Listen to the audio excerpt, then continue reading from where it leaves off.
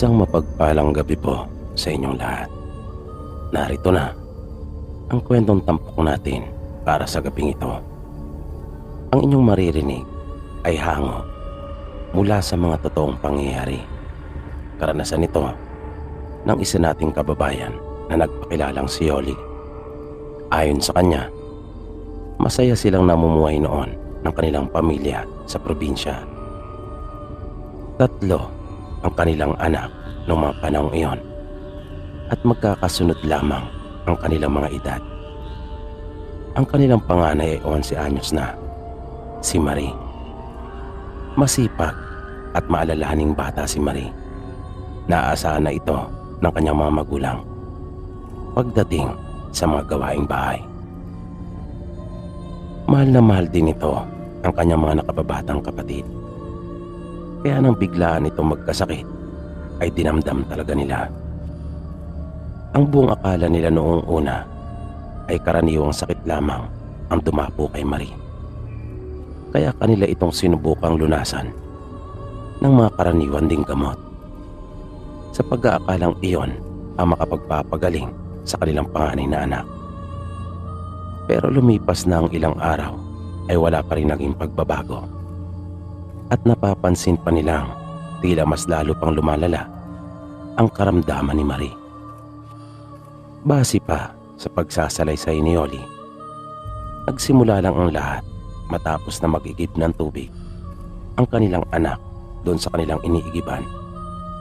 Mayroong kasing bukal malapit sa kanila at nagmumula ang nasabing tubig mula sa mga ugat na nasa ilalim ng punong kahoy, kung saan yung malapad at mayabong na mga dahon ng nasabing puno ay siya nagsisilbing payong sa munting lawa sa harap nito. Ilang araw nang umiinom ng gamot ang kanilang anak, pero wala pa rin naging pagbabago. At may mga gabi pa nga na nakaririnig sila ng mga ingay na nililika ng iba't ibang uri ng mga hayop, na ang kanilang inaalagaan lang naman ay ilang pirasong native na manok at isang aso. Kung kaya nagtataka sila kung saan galing yung mga hayop na siyang lumilika ng mga ingay. At ang mas lalo pa nilang ikinagulat ay nang minsang silipin ng asawa ni Yoli na si Narding mula sa kanilang bintana yung mga hayop na kanilang naririnig na nasa labas ng kanilang bahay. Pero ni isa sa mga hayop na iyon ay wala siya nakita. Kung kaya doon na sila naghinala. At nang minsang makausap nilang kanilang anak ay mayroon itong sinabi sa kanila.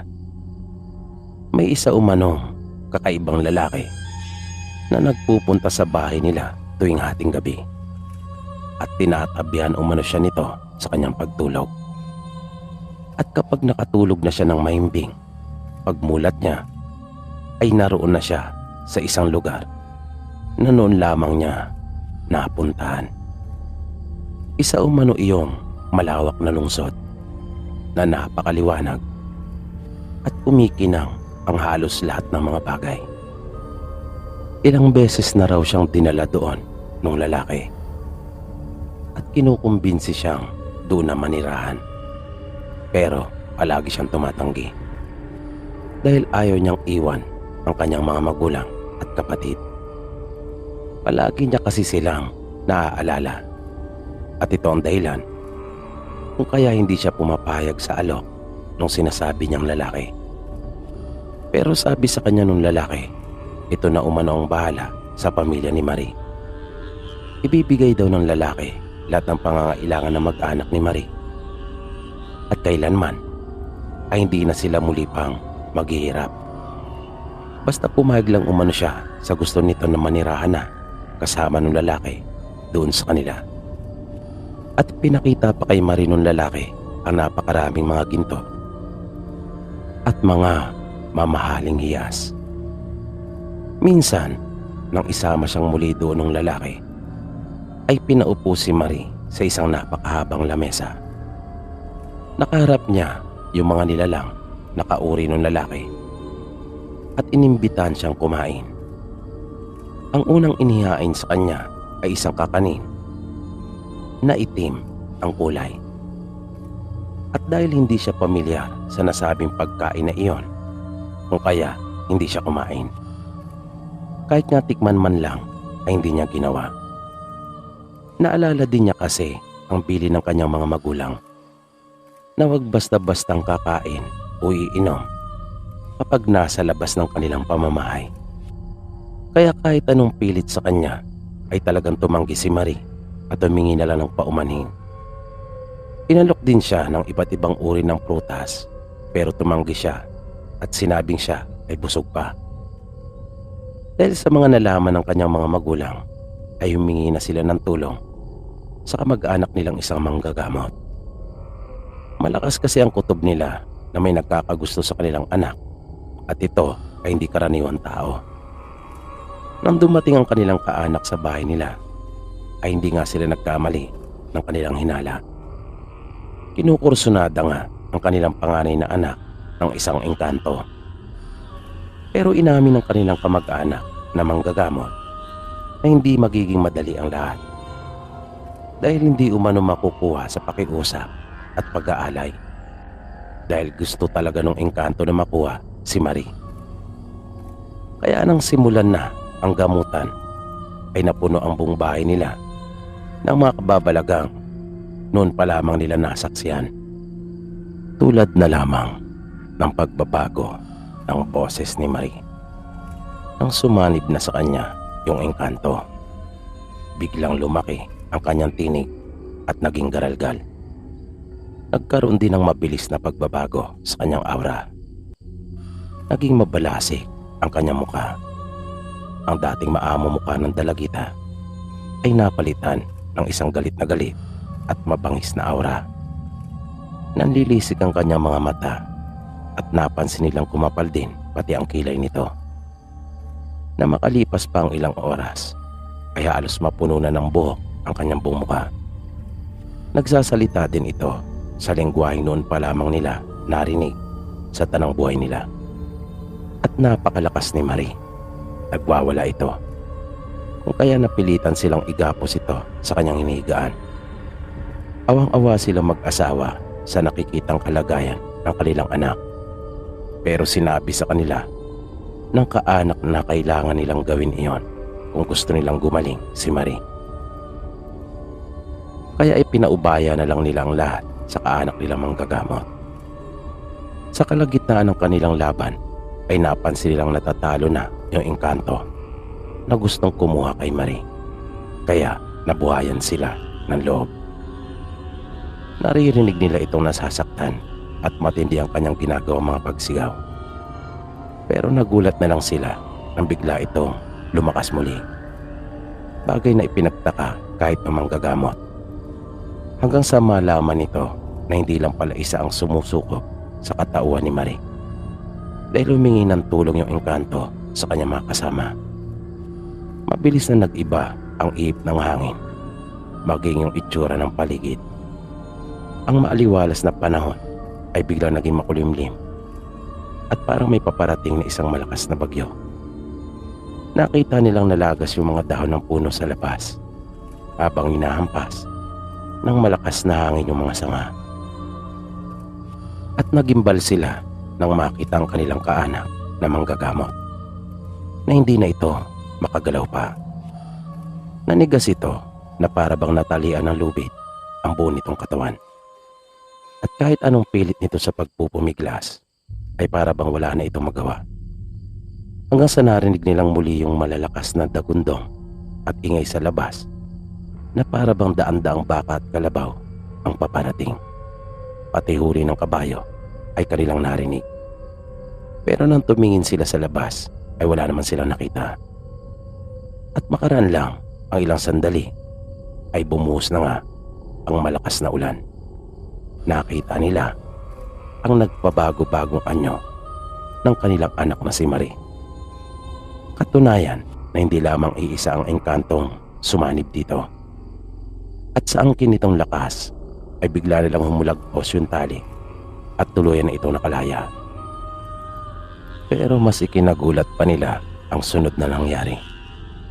dahil bigla na lang itong lumutang habang tumatawa ng malakas. Wala nang nagawa silang mag-asawa kundi ang pagmasdan na lamang ang di maipaliwanag na nangyayari sa kanilang anak. At bigla na lang ibinaling ang atensyon nito sa kanila na tila ba sila naman ang pupuntiryahin. Pero bigla nilang narinig ang tinig ng kanilang anak na nagmamakaawa. Nakiusap ito na huwag silang saktan tulad ng ipinangako nito sa kanya. At narinig nila ang pinakamasaklap na pangungusap na ayaw nilang marinig. Papayag nang sumama si Marie, huwag lamang silang saktan. At bigla na lang napuno ng napakaraming uwak ang loob ng kanilang bahay na di nila maipaliwanag kung saan ang galing ang mga ito, na nagmumula sa iba't ibang direksyon. Narinig at naramdaman din nila yung mga hayop na mas lalo pang lumakas ang ingay at nagpapaikot-ikot sa gilid ng kanilang bahay. Nang ibaling nilang kanilang paningin kay Marie, ay nakita na lang nila ang kanilang anak na nakalutang na sa hangin, ngunit nakahiga na ang posisyon nito na nakalaylay ang kanyang mga paa at kamay. At kasabay ng pag-alis ng mga nasabing ibon, ay bigla na lang bumagsak ang katawan ng kanilang anak sa higaan nito. Nagmamadali nila itong nilapitan. Napagulgol na lamang ang kanilang ina nang malamang wala ng buhay si Marie, at sa isang iglap ay nanumbalik na sa dati ang paligid. Kinuha na ng tuluyan ang kanilang anak. Labis nilang dinamdam ang pagkawala ni Marie. Nung huli ay tinanggap na lang nila ang nangyari. Kanila na lang inisip na nasa mabuti itong kalagayan, namumuhay ng payapa at may kasaganaan.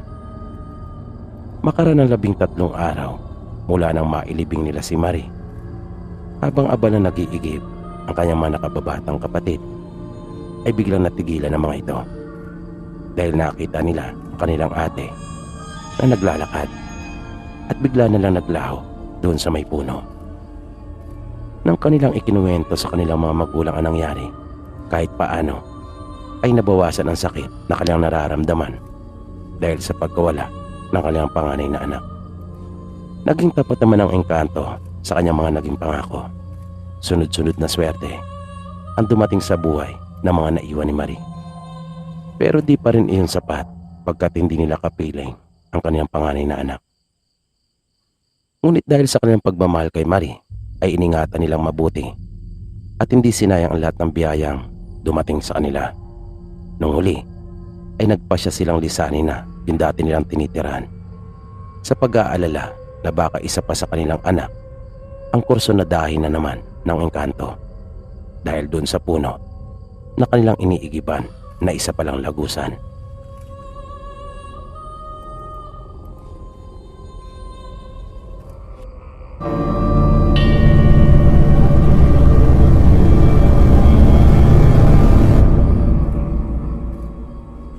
Itong sunod naman nating kwento ay nagmula sa isa rin nating tagapakinig na nagpakilalang si Sander. Ayon sa kanya, nakaranas din sila ng isang nakakatakot na karanasan nang minsan magbakasyon sa kanilang bahay ang nakababatang kapatid ng kanyang ina. Hindi nga raw nila lubos sa kalain at wala silang kamalay-malay na mayroon palang aswang sa kanilang lugar. Nalaman lang nila ito ang minsan dumaing ang tiyahin niya na ilang araw pa lang na nasa kanila mula nang ito ay dumating galing ng kanilang probinsya. Malaki na kasi ang tiyan nito at malapit ng kabuanan. Kaya nga ito nagpilit at gumawa talaga ng paraan para makaluwas at makapunta sa kanila dahil walang tutulong at mag-aasikaso dito kapag nanganak. Ang problema, hindi naman nila alam na mas malalagay pa pala sa panganib ang sanggol at kapatid ng nanay ni Sander dahil mayroon palang aswang dun sa kanilang lugar. At dahil sa talas ng pang-amoy nito, kung saan napakabango para sa kanyang pang-amoy ang sanggol na nasa sinapupunan kung kaya, nang makahanap ito ng pagkakataon ay kaagad na bumisita sa bahay nila Sander. At yun nga ang dahilan ng pagdaing nito. Biglang nahilo ang kanyang tiyahin at sumakit ang tiyan. At naramdaman nila na mayroong nasa bubungan. Hanggang sa lumika na nga iyon ang ingay na napakabigat ng paa noon. Lakas loob na lumabas ang nanay ni Sander. Dala ang flashlight at itak ay kanyang inilawan kung itaas ng kanilang bubong. At nagulat siya sa kanyang nakita. Dahil may pusa na naroon. Nakinutuban kaagad ang nanay ni Sander ng hindi maganda. Pagkat napakabigat naman yata ng paa noon para sa isang pusa. Kaya hinala niya, hindi yun isang karaniwang pusa. Iyon ang marahil ang dahilan kung bakit sumasakit ang tiyan ang kanyang kapatid, naisip niya. Nagmamadali siyang pumasok ng kanilang bahay at tinutusan si Sander ay sarang mabuti ang mga bintana at pinto, habang siya naman ay dumiretso sa kanilang kusina at tumagilap ng asin. Kanyang sinabuhay ng asin ang gilid ng kanilang bahay, kabilang na ang mga pasamano ng dingding. At habang ginagawa niya iyon, ay paulit-ulit niyang binibigkas ang mga katagang sibol at pwera aswang. Maya-maya ay biglang nagsalita ang nakababata nitong kapatid at tahasang sinabi sa kanilang mag-ina na mayroon ngang aswang. At ipinaliwanag nito sa kanila kung bakit niya nasabi at nasiguro. Dahil uminit umano yung maliit ng medalyon na bigay sa kanya ng biyanang lalaki. Makaran ng ilan pang sandali, ay napansin lang na wala na yung ingay doon sa kanilang bubong. Pero hindi sila sigurado kung umalis na ba iyon o sadyang tumigil lang sa paglalakad.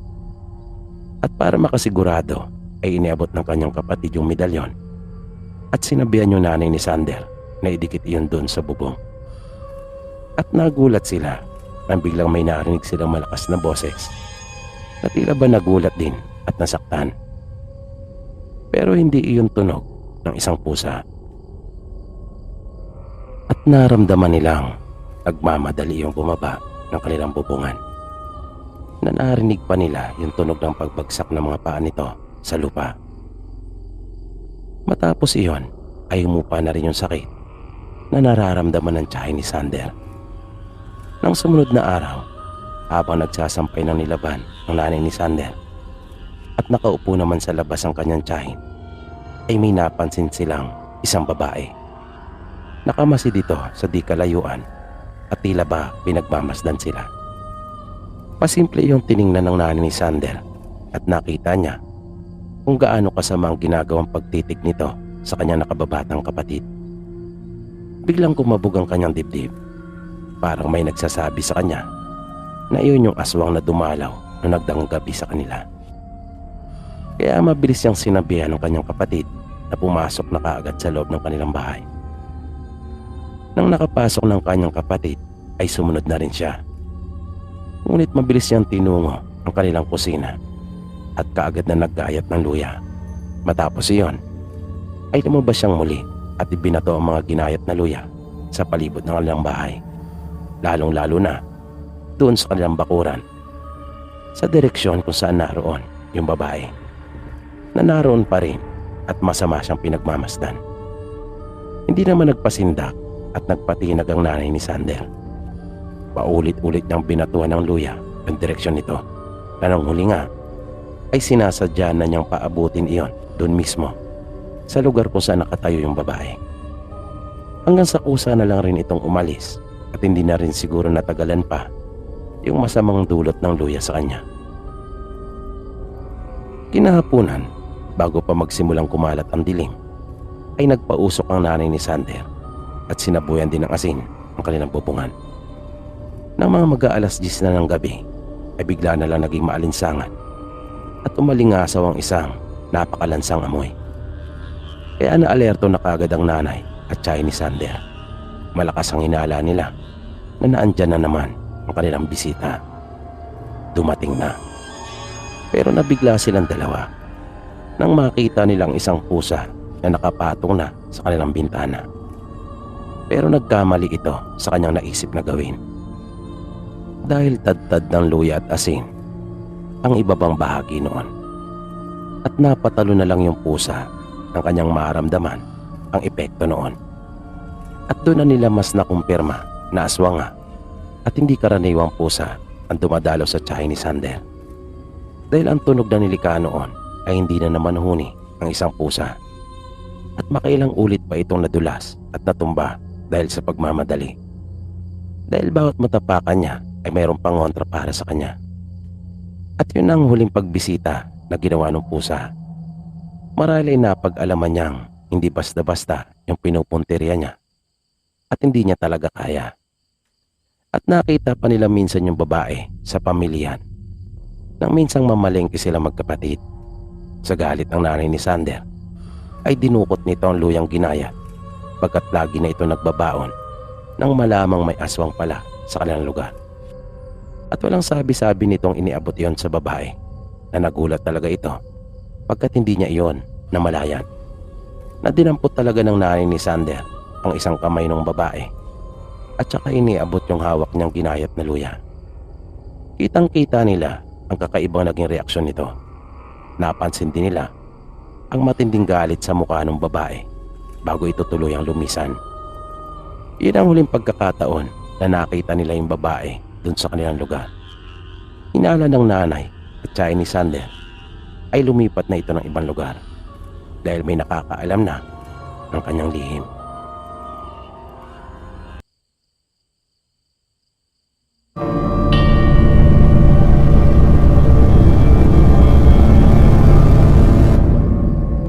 Magandang gabi po sa iyo, Sir Pipi, at sa inyo pong mga tagapakinig. Tawagin mo na lang po ako sa pangalang Nonoy. May naging karanasan po ako noon sa aswang at iyan po ang gusto kong ibahagi sa inyo. Ito po ay totoong nangyari at talaga pong ikinagulat ko at halos hindi pa nga ako makapaniwala. Ipinanganak po ako at lumaki sa probinsya. May mga kwento-kwento na akong naririnig noon tungkol sa mga aswang, lalo na noong mga bata pa kami. Madalas naming naririnig ito sa mga matatanda. Pero hanggang sa mag-13 anyos na ako, ay wala naman akong naranasan patungkol sa mga aswang ni minsan. Kaya nga naisip ko pa noon na baka gawa-gawa lang nila yung mga kwentong iyon para takutin lang kami. Nang sa ganon ay hindi kami magpagabi sa labas at kusa na kaming umuwi ng aming mga bahay bilang mga bata. Nasa ika-4 na baitang pa lang ako noon sa elementarya. Dahil patigil-tigil kasi ako. Pagkat lagi akong kinakatulong ng mga magulang ko sa kanilang mga gawain. Naasahan kasi nila ako sa maraming trabaho, mapabahay man o sa bukid. Kaya sa paaralan namin ay ako yung tumatayong pinakakuya ng mga kaklase ko. Tsaka yung pangangatawang ko kasi ay ibang-iba sa mga kamag-aral ko. Dahil na rin sa batak ako sa mga mabibigat na trabaho. Kumbaga, sa mura ko palang na edad, bato-bato na ako. Kaya marami nga ang nagsasabi noon na baka hindi na raw ako lumaki pa. Minsan, habang nasa paaralan kami, ay isang kaklase namin ang bigla na lang nagsisigaw.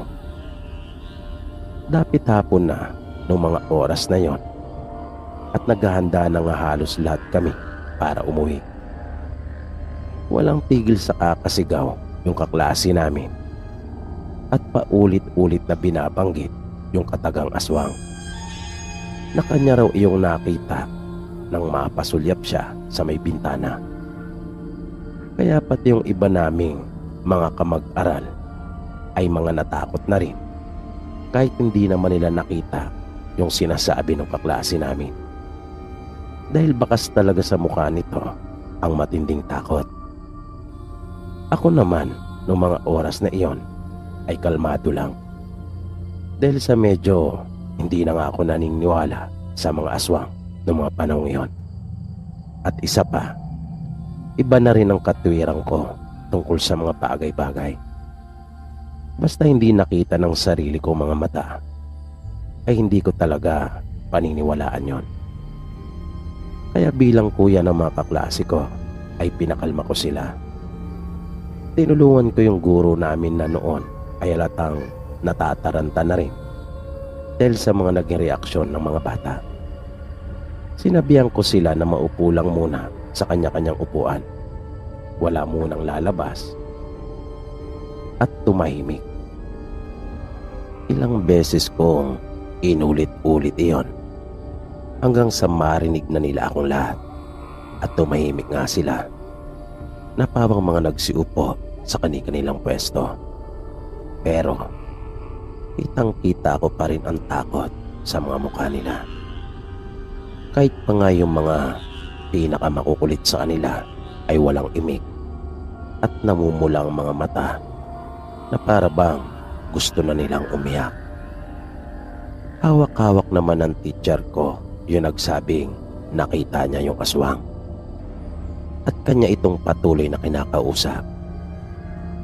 Yung pinag-aaralan pa naman po namin na yun noon ay nag-iisa lang.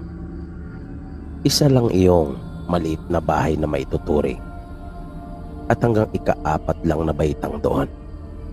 Kapag nakatapos ka, ay lilipat ka na sa mas malaking paaralan pero mas malayo rin.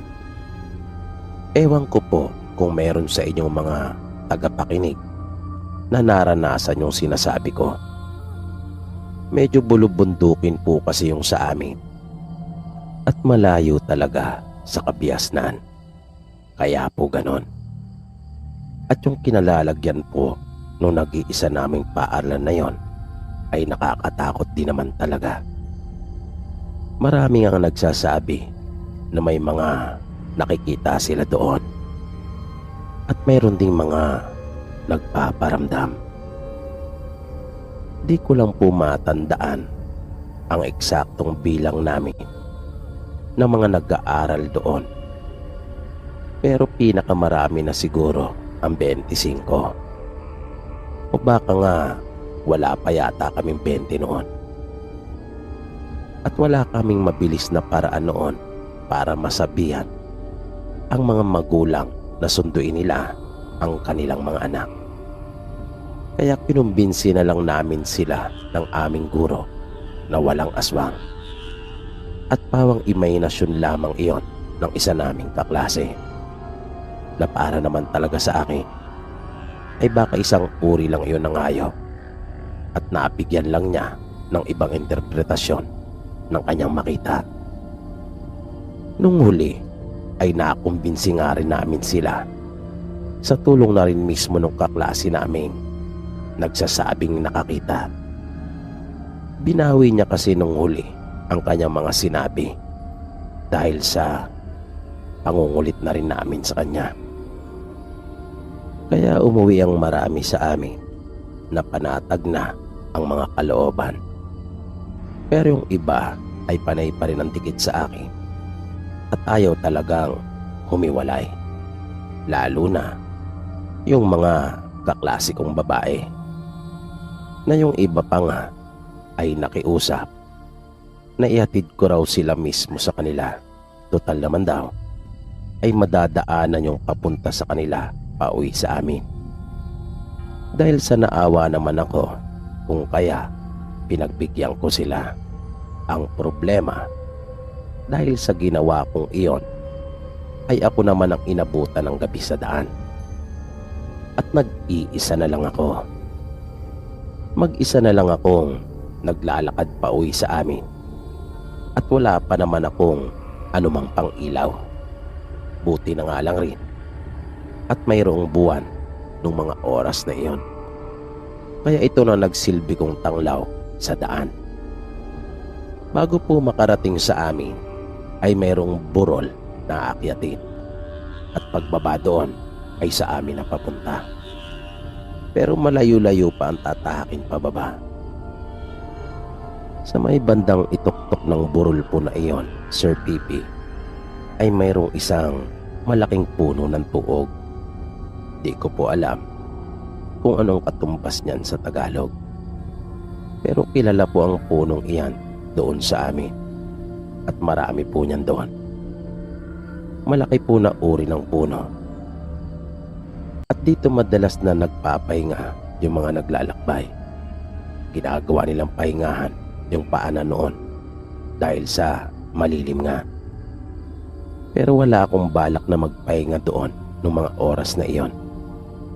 Pagkat nagmamadali na nga rin akong makauwi. At bigla talaga akong natigilan nang malapit ko nang sapitin ang bahaging iyon. Pagkat tumambad sa akin ang isang mabalahibong nilalang na may mapupulang mga mata. Noon pa lang ako nakakita ng ganon kalaking hayop sa buong buhay ko. Kaya may pagdududa talaga ako kung hayop pa nga bang talaga na maituturing yung nilalang na aking nakita. Kaya hindi na ako nagpatuloy pa. Pero hindi rin naman ako tumakbo dahil natakot ako na baka pag ginawa ko iyon ay bigla naman ako nitong habulin. Kaya dahan-dahan lang akong umatras at halos ayokong ipalata yung pasimpleng galaw na ginagawa ko. Pero bigla itong umangil ang laki ng bibig nito na naisip kong isang kagat lang nung nilalang na iyon ay tiyak na may kalalagyan talaga ako. At nang medyo tumagilit ito at dahan-dahang lumapit, ay napansin kong hindi naman pala balot ng balahibo ang buong katawan nito. At nagtataglay ito ng katawan ng isang tao.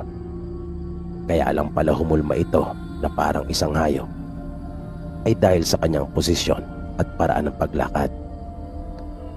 Kaya nung oras ding iyon ay naging malinaw na kaagad sa akin kung ano yung nilalang na humarang sa daraanan ko.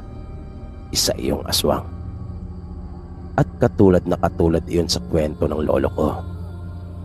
Kung paano inilarawan ng lolo ko yung sinasabi niyang aswang na kanyang nakasagupa nang minsan siyang dumalo sa sayawan, ay ganon na ganon ang itsura nito. At kinilabutan na talaga ako ng gusto nang mapansin kong may pingas ang kaliwang tenga nito. Kaya agad na akong tumalikod at kumaripas ng takbo. Nang lingunin ko yung aking likuran ay talaga namang kitang-kita ko yung kapal ng alikabok na aking dinaanan. Hindi po sa pagyayabang, sa lugar po kasi namin ay ako na po siguro ang maituturing na pinakamabilis na tumakbo. Lahat po ng sumubok sa bilis ko ay wala pong umubra. Kahit pa po minsan paakyat ng bundok hanggang sa pababa ang tatakbuhin, ay hindi po talaga nila ako matalo-talo. Kaya nang mapansin kong malayo na ako ay saka ako huminto. At wala akong nakitang may sumunod sa akin. Hindi na ako sinundan pa ng aswang. Pero doon na ako umuwi noon sa bahay nila lolo. Naisip ko naman na hindi mag-aalala yung mga magulang ko. Pagkat kung minsan ay doon talaga dumediretso at natutulog. Mas malapit-lapit pa kasi iyon ng kaunti kumpara sa bahay namin. At kapag doon ako natutulog, ay inahanda na ko nila lolo ng masarap na ulam kahit paano. Panganay kasi nila akong apo at mahal na mahal nila ako. Pagdating ko kanila lolo, ay naabutan ko itong umiinom ng tuba. Sa bagay, lagi namang ganon. Dahil yun lang ang lipangan ng mga kalalakihan doon sa probinsya namin. Pagdating ng hapon, nagiinuman talaga sila. Pag may pera ay gin, kapag wala, tuba. Matapos kong magbigay galang sa kanila ni lola, ay kanya akong pinainom ng tuba. Sabik na akong ikwento sa kanya yung naranasan ko at yung isang bagay na sigurado akong ikagugulat niya. Pero sa tuwing gagawin ko iyon, ay sumisingit si Lola at nagtatanong tungkol sa pag-aaral ko o di kaya naman tungkol sa amin doon sa bahay. Kaya lagi na lang akong napuputol at nauudlot. Hanggang sa makahanap na ako ng tiyempo at nagsimula na akong magkwento sa kanila. Nang bigla na namang naputol iyon nang may tumawag sa pangalan ni Lolo. Boses iyon ng isa ring matandang lalaki. Kaya biglang tumayo si Lolo at nilabas yung tumatawag. Sabi pa niya bago lumabas ng kanilang pinto, sigurado daw siya na iyan na yung kumpare niyang balikbayan at bakasyonista. Maya-maya ay nakita ko na sila na nasa bungad ng pinto at masayang nagkukwentuhan. Sabi ng lola ko pagdaan niya sa aking likod, pangatlong gabi na raw nitong pumunta sa bahay nila. Gabi-gabi daw nitong dinadayo si Lolo. Bago ito maupo, ay pinakilala ko ni Lolo sa kanyang bisita. At agad naman itong inilahat yung kanyang kamay. Formang-forma ito at halatang mataas na ang antas ng kanyang pamumuhay. Nang abutin ko ang kanyang kamay, ay bigla akong napasok dahil sa sobrang init noon. Kung kaya, napatitig ako sa kanya at natulala talaga ako. Di ko alam kung gaano katagal na hindi nakakilos. Pagkat nakita ko yung isang tenga nito na pingas. At ngumiti pa ito sa akin ng nakakaloko. Sabay sabing napakabilis daw tumakbo ng apo ng kanyang kababata nang tinutukoy niya ay si Lolo. Nang lolo ko naman ay panay din ng tawa at sinasabing marahil daw ay nagkita na kami. Nang biglang sumagot ay yung kababata niya at sinabing nagkita ng araw kami nang siya ay papunta ng kanila lolo, na ang tinutukoy niya ay yung nangyari kanina. Biglang sumenyas yung kaibigan ni Lolo na para bang sinasabi niya sa akin na wag akong maingay at wag kong ipagsabi ang nalaman ko tungkol sa kanya. At saka pa lang ito naupo.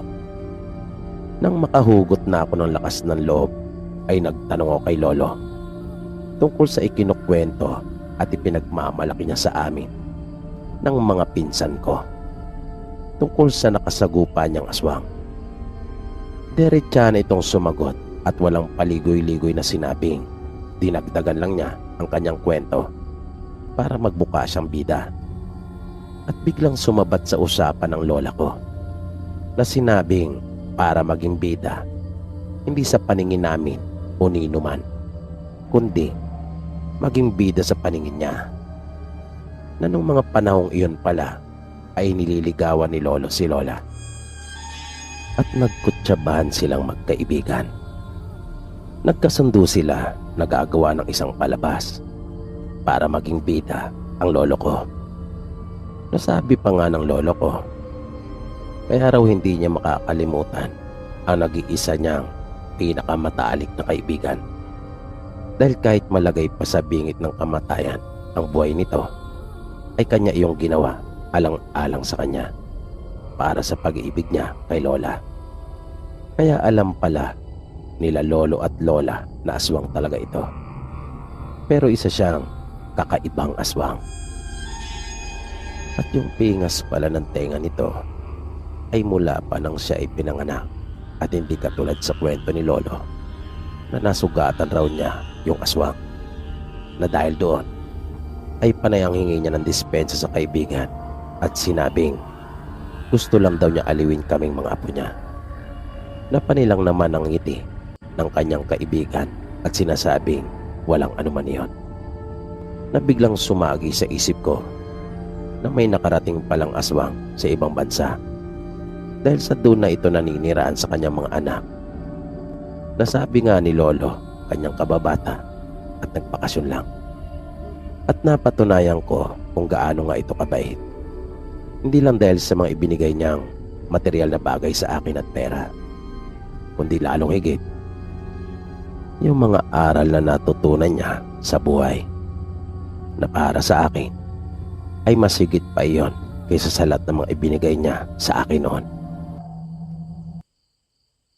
Dito po pansamantalang nagtatapos ang ating programa.